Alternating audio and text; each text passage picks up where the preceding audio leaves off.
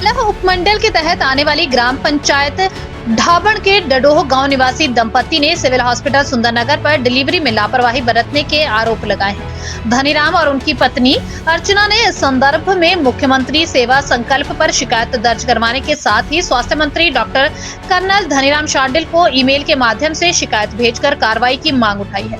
शिकायतकर्ता अर्चना ने बताया कि 18 दिसंबर को प्रसव के लिए उसे सिविल हॉस्पिटल सुंदरनगर में भर्ती करवाया गया।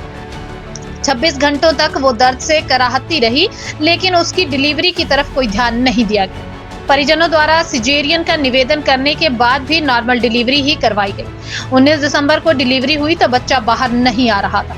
अर्चना का आरोप है कि लेबर रूम में मौजूद नर्सों ने उसके पेट पर चढ़कर जबरन बच्चे को बाहर निकाला। जब बच्चा पैदा हुआ तो वहीं बिल्कुल भी नहीं रोया। ऐसे में डॉक्टर ने उसे तुरंत प्रभाव से मेडिकल कॉलेज नेरचौक रेफर कर दिया, जबकि अर्चना को वहीं पर ही रखा।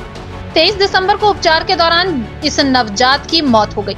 बताया गया कि बच्चे के सभी ऑर्गन फेल हो गए थे, जिस कारण उसकी मौत हुई।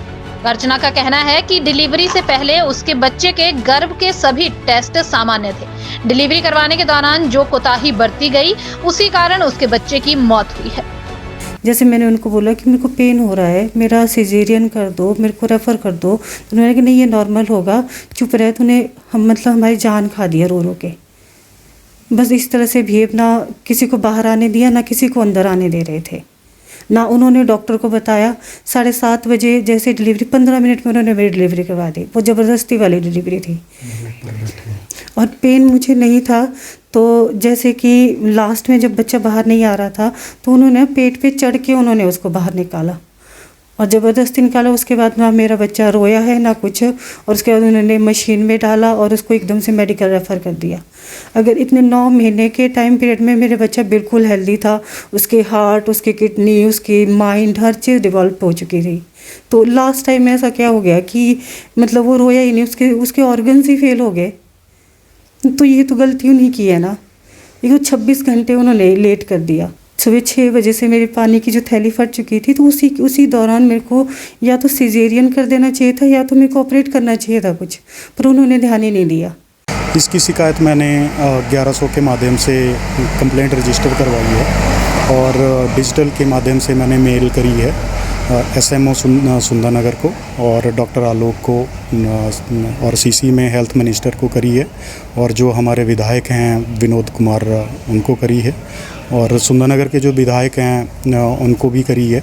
दोषियों के साथ कार्रवाई, कड़ी से कड़ी कार्रवाई होनी चाहिए, उनको सस्पेंड करना चाहिए क्योंकि वो उस ओहदे के लिए नहीं हैं बने हुए। मेरी मांग यही है कि अगर सोसाइटी का इनको विश्वास जीतना है तो वहाँ पे ढंग के स्ट्रक्चर होने चाहिए, मशीन्स होनी चाहिए, और जो लेबर रूम में बदसलूकी होती है औरतों के साथ, बहनों के साथ, वो मेरे साथ ही नहीं हुई है। इसकी पूरी तरह से जांच करवाई जाए। 2-3 महीने से यही चल रहा है, वहाँ पे बच्चे मर रहे हैं। वो मुझे नहीं पता किस तरह से ट्रीट करते हैं।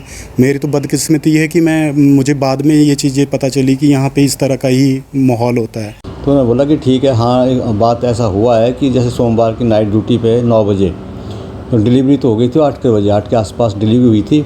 उसके बाद जो है वो डिलीवरी होने के बाद जो है बच्चे को जो है डिलीवरी के बाद पता चला कि उसमें कोई जैसे रिफ्लेक्स नहीं थे, जैसे कुछ क्राई नहीं किया।